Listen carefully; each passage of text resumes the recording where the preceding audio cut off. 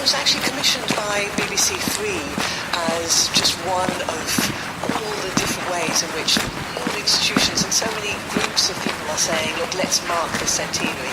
And I think the importance of marking it isn't just to pay homage to this past, but also an understanding of its relevance today. And as you look back over these 100 years, at least your family does, how far have we come? That's what the music of the future must tell. It is, and the music talks about the sisterhood of sacrifices leading to a sisterhood of strength and the need to continue to take action where it is required. I've just written a book based on 2 years of research and a lot of questions to people of all ages, women of all ages, and it's clear that in every single aspect of women's lives there are echoes of the past, and the music talks about the echoes of the echoes of the past in terms of women still feeling unequal in politics, at work. We hear all these stories with the Me Too campaign about violence and so on. There's still so much to be done, and actually the area of violence against women and misogyny in its new forms through Twitter and through the growth of pornography, for example, those are old stories but in new forms.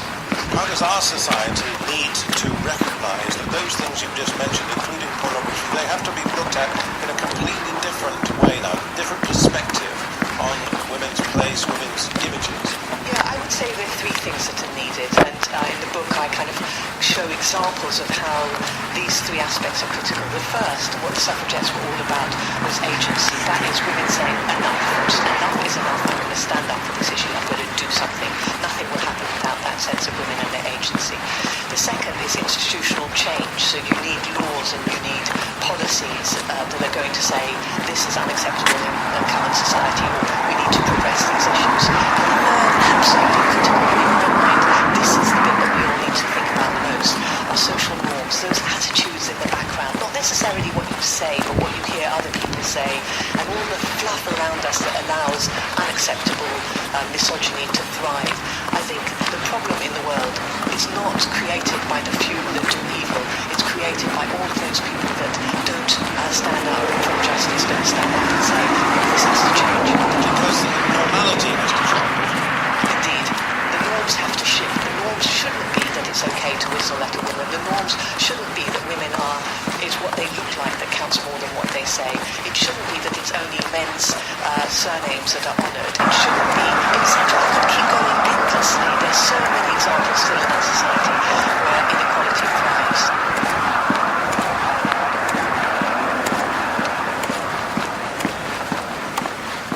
So we'll be coming up on the first kilometre very soon. I'm on San Juan.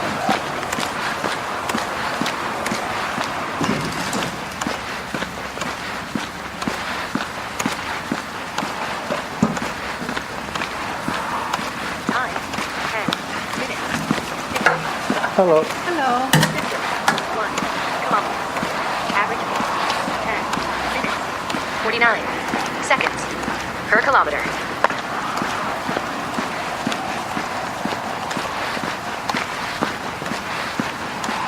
So there you go. First kilometre down, first 10 minutes down. They're just finishing off putting up the vinyl siding on a brand new house here. Very soon I'll be in the quiet zone. You'll be glad to know. I have been very busy the last couple of days putting together my show, or I should say our show, and I'm quite excited about episode 6, mainly because I've been experimenting with different ways of transcribing thoughts to sounds, which is basically what you do when you speak. A lot of people have trouble expressing their thoughts if they're put on the spot to explain themselves. Crossing Cedar Hill Road, heading up towards Mount Douglas Park, where I see a bottle person collecting empties He has a trailer on the back of his bicycle, and I'm not kidding you, he has probably 5, maybe 6 very large plastic bags stacked high on his trailer full of empties. There must be at least, I would say, $20, maybe $30 worth of empties there. Oh, there's a lot of cans. Cans and bottles. He stashed his bike a fair distance from the side of the road, because even though this is a cul-de-sac, he is now out of sight of his bike. I could make off with all of his goodies, but I won't. I will speak to him as he comes back.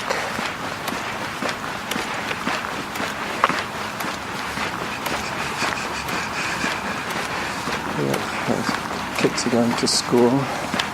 He's running. Hello. He looks a little manic, that guy.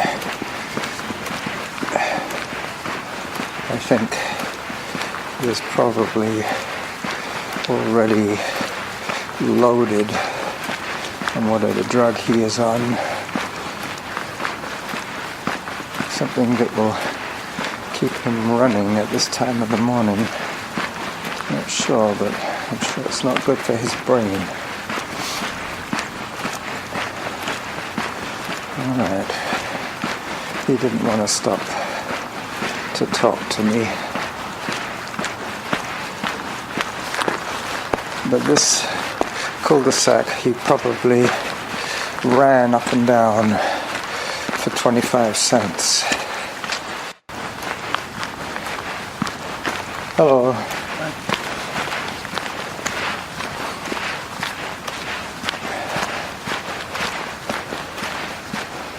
Very peaceful here today. I shall put in some music here. Hang on, let me just switch the music on. We should get the 2 kilometer reminder in a second.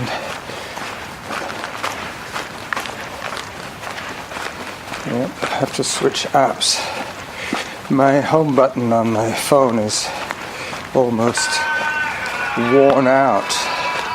Sometimes I have to press it 5 or 6 times for having you around. You know what I mean? For it to react.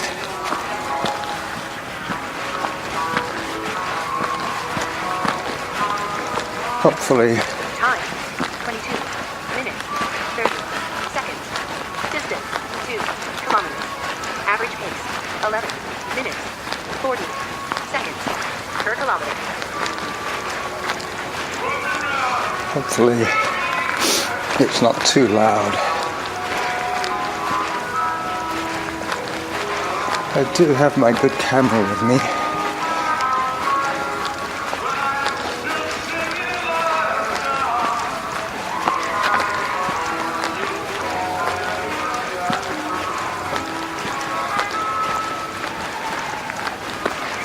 I don't know if you've ever listened into internet radio from Spreaker, but last night I was stuck for something to listen to while I was playing my mindless laptop games,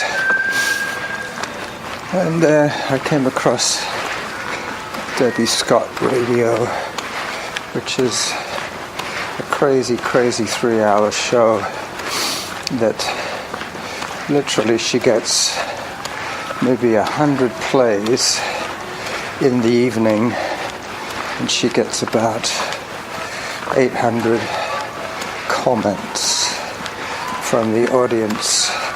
When she puts out a show live, she answers instantly. It's like being able to chat with the DJ.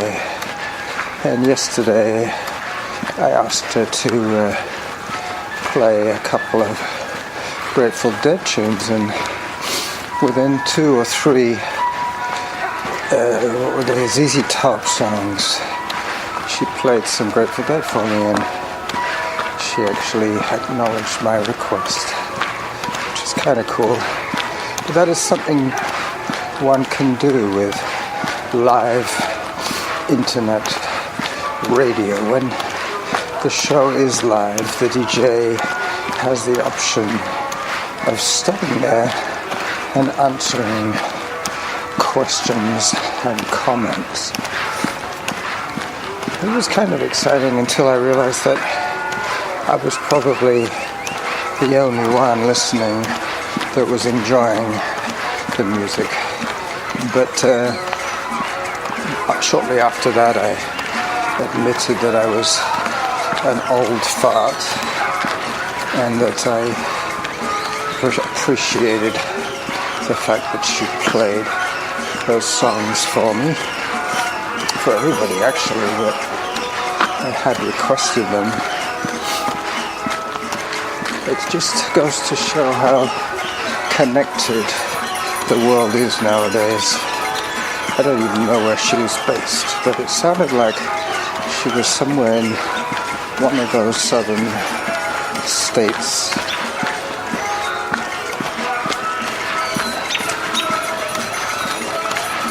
Okay, looks like rain. Doesn't actually look like rain. He's got it wrong.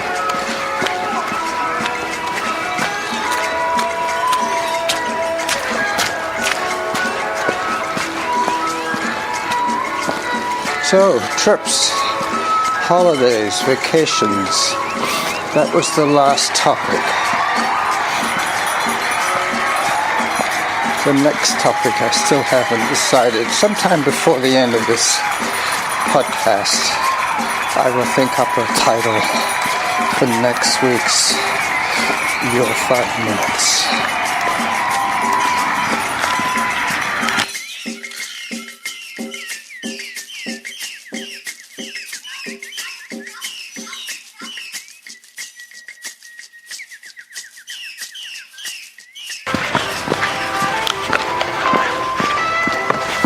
So I'm on the shoulder of the Garryoak Meadows here, heading down towards Blenkinsop Road. Progress has been swift to here. We should hear the 3-kilometer update very soon as I head towards Lowbrunner and the Rivets Bog Broadmead area. One time I came down here about a month ago. There was a stream, a raging torrent of water right where my feet are now. It has had a chance to soak back into the mountain.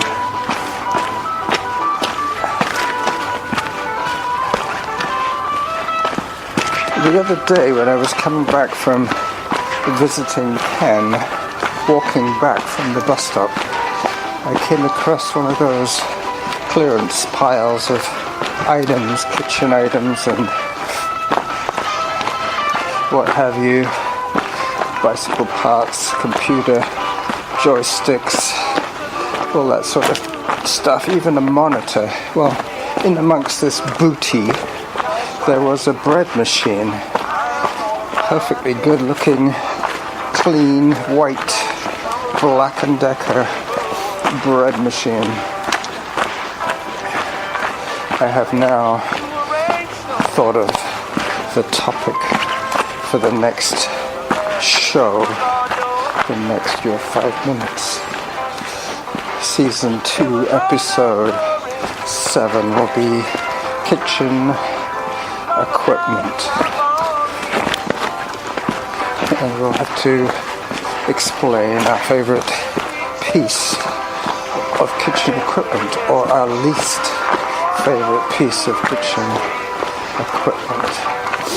Not too much ambiguity there, but still, I will be able to tell you of the kitchen equipment that I am living with in the Airbnb somewhere that I won't mention. This bread machine was quite heavy. I was surprised how heavy it was, but I guess to have a motor heavy duty enough to knead the dough, it has to have a fair amount of muscle, and electronic muscle is only possible with heavy electric motors, and those have heavy coils and heavy magnets or induction coils or whatever they're called. I was thinking of making a subject for a future show of engineering, but that would be kind of boring, except for Suzanne. She used to be in engineering at one time. I think she knows quite a bit about functioning objects like that. Anyway, so this bread machine is the kind that has two paddles in the bottom, not one. This one is supposed to bake a loaf-shaped loaf, because the original bread machine had one paddle at the bottom and made a loaf that was sort of like a square block. Time, 33 minutes, 58 seconds. Distance, 3 kilometers. Average pace, 11 minutes, 29 seconds per kilometer. So, I've crested, I have descended, and now most of what's left is as fast or faster than I have just done, so it bodes well for my pace. Anyway, back to the bread machine. I tried it. I had some whole wheat bread flour, Rogers whole wheat bread flour, in my pantry under the sink, or next to the sink. And I made, following the instructions, believe it or not, I actually followed the instructions, and turned out with an automatically baked bread. All you have to do is put in the water, the oil if necessary, the butter. I think I put in oil, and a little bit of sugar, a little bit of salt, a measured amount of flour, and a teaspoonful of yeast, and switch it up. And as long as it's programmed anything above 9, it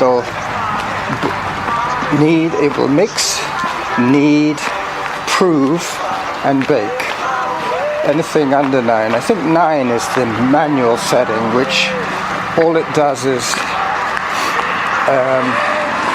mix, knead, and prove the dough, and then it switches itself off.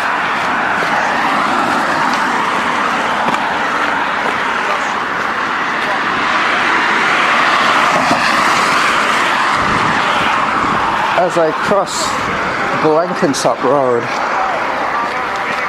and head towards Lowbrunner,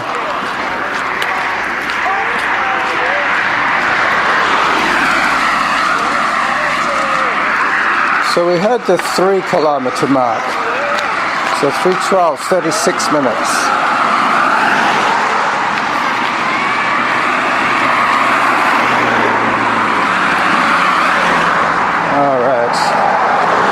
Hopefully not too many more cars before I turn. This is the turn-off that I did that day I came to watch Graham run, that glorious Sunday a few weeks ago.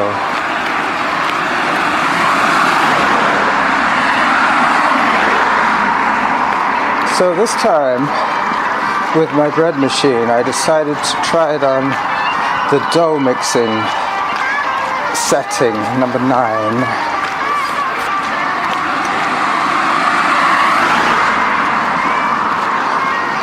Following a recipe that I got from the internet for pizza dough, for 1 pound of dough.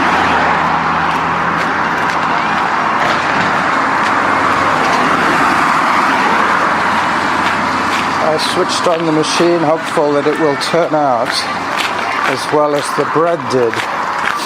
But I didn't get a chance to finish off the pizza making process because after the dough came out of the mixer, the bread maker, I realized I didn't have any tomatoes or tomato sauce. I had the sliced deli meats and I had the grated cheese, but I didn't have any tomatoes to make the sauce. So that is another reason I'm heading for the country grocer, a walk of around an hour and a half to buy some tomatoes and then walk back the way I came.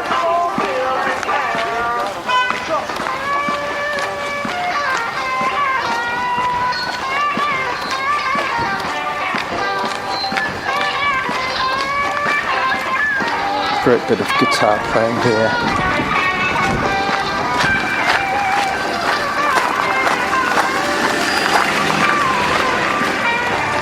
That woman looks like she lives here on this farm. She was cruising along looking as if she was looking for her dog.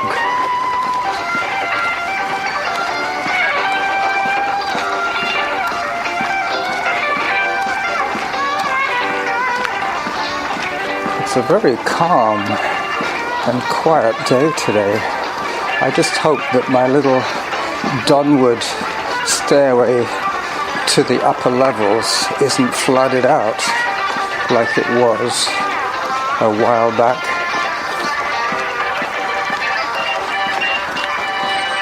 So a pizza for the next day and a half for me, I guess. Pizza and beer, what could be more civilized? I had my fix of protein the other day with the salmon, and I figured, why make 2 small meals? I can indulge. So I ate a whole lot. I ate 2 servings of salmon and 2 servings of potato, making a meal and a half basically. If I had my way, tear the building down. Had my way. I must not be distracted to slowing down by singing, which is what tends to happen. When I start singing, I slow down.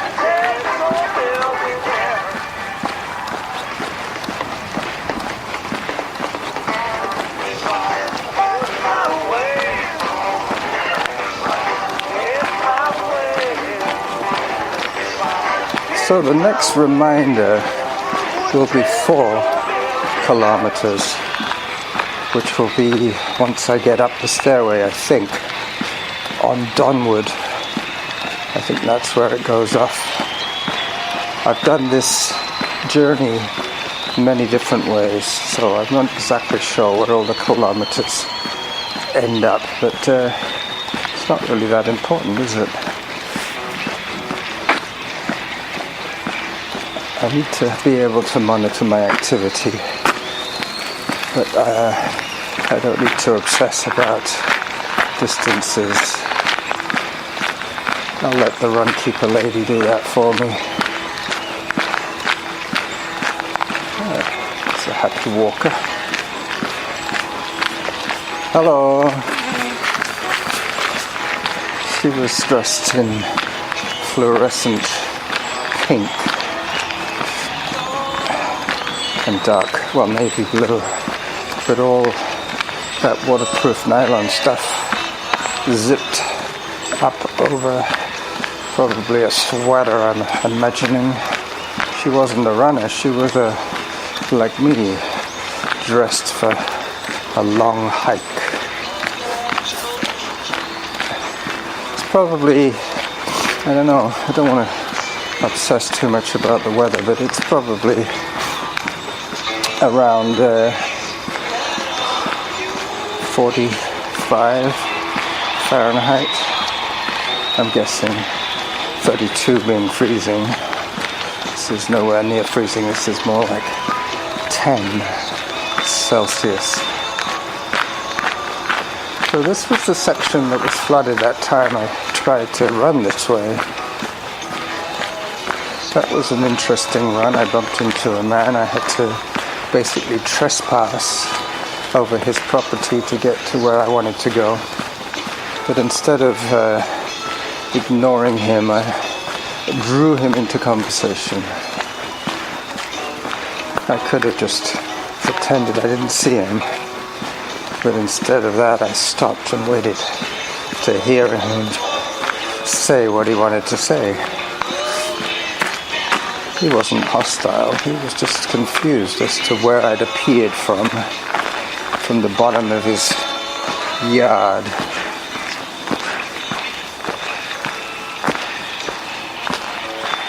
Alright, so it's the stairs or the bicycle ramp. I think I'll take the bicycle ramp today. It's a dirt trail beside the steps, so that if you did have a bicycle with you, you could hold it off to the side as you went up the stairs. But the advantage for me is that my feet don't have to look for the rungs of the step, for the risers. I can just walk up the ramp and my feet will find the ground wherever it might be. And this is the steepest part. My heart is pounding.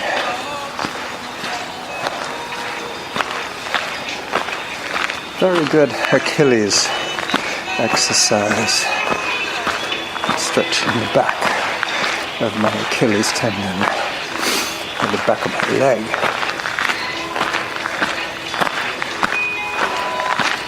Wow, I'm surprised. Switching to accelerometer. GPS on.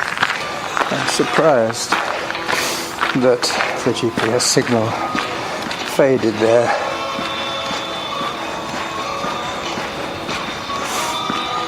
I think for this particular app, the way it detects whether you're moving or not moving is a combination of GPS data changing and accelerometer data changing. So as long as you have one of those criteria happening, it will assume that you're moving. That's why time 45 minutes 43 seconds. Distance 4 kilometers. Average pace 11 minutes 45 seconds per kilometer. yeah, I'm doing really good, seeing as I'm on the paved section now until I get to the bog. I'm just wondering if I know these two people coming along here. They're in the right location, but unless my friend has grown a beard, that's not them.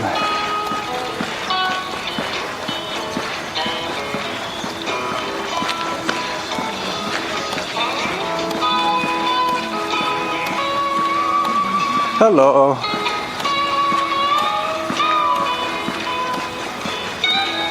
No, that wasn't them. Carl is his name. Carl Ben. He lives in this neighborhood.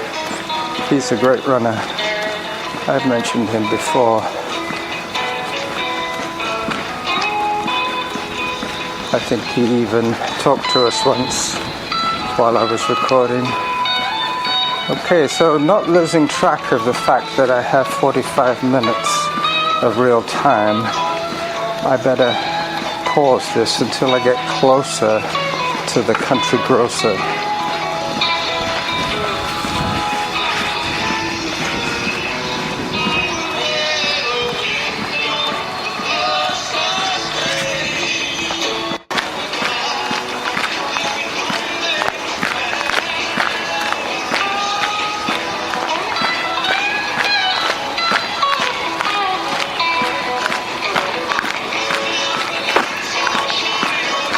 Yeah, I think she went the other way. There was a fork in the trail there. Hello. Hi. Excuse me, that was my porridge. So I'm one porridge away from my trip.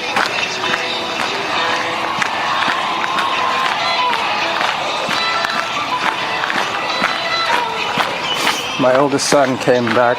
No, my younger son, sorry, came back from visiting his brother in Bellevue and Kirkland, I think. It's more specific where he is. Kirkland, Washington.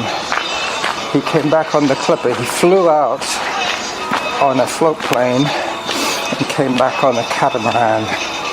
That must be quite an adventure. Two different exciting modes of transportation. Anyway, on the way back, there was some additional excitement because the catamaran ran over a driftwood log and they had to stop to take the log out of the turbine. Hello. Hi. Guy with his smartphone. Probably a Wi-Fi spot right there on the bench. He looked quite intent on checking something on his phone. Yep, they stopped and had to probably just inspect the screens or the pump or whatever, because I believe those catamarans have like a hydrojet system where they suck in the water at the front and blow it out the back. You know, they sucked in a log. So somebody had to clear it, and they stopped for about 10 minutes and probably drifted, to tell you the truth. I don't think there's that much shipping there. They would have had radar. They would have been able to see if anything was going to crash into them. But the upshot of this delay was that the captain, after he was given the all clear, turned the speed up to 11, if you know what I mean. He had to make up 10 minutes of not moving to keep to his schedule for arrival in Victoria. So suddenly, from being a nice, peaceful, smooth journey, it suddenly became a white-knuckle Zodiac-type acceleration of speed. What can I say? He must have gone from 7 knots to 12. Or faster, 20 knots, who knows? I don't know what a knot is. Got a feeling it's about a mile. Anyway, he had to speed up to make his schedule. And I guess that is important if you're running a twice daily service. You have to have enough time to service, clear, and reload each trip. And because a lot of the passengers would have been businessmen, possibly trying to make connections to the mainland, it's kind of important that they get in on time. So this thing started bucketing around. He said it was quite nauseating, literally. But there you go, catamarans at a low speed are very smooth.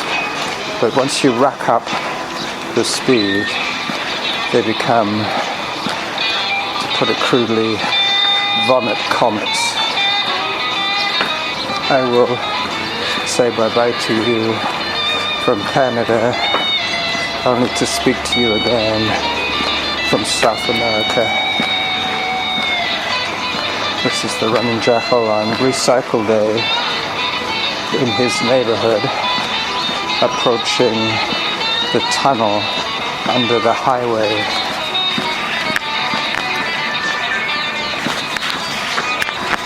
Goodbye to you from Carlos. Bye-bye.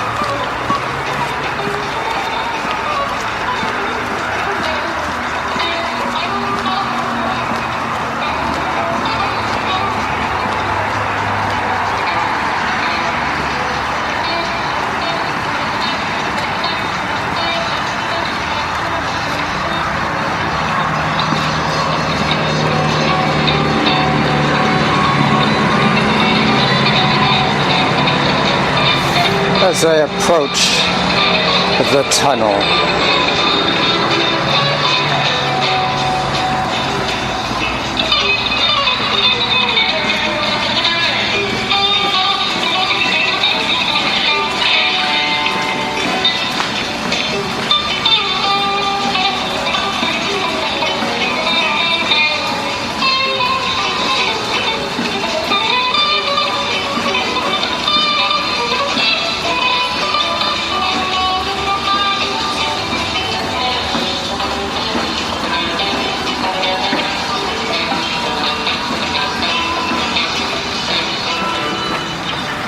bye-bye.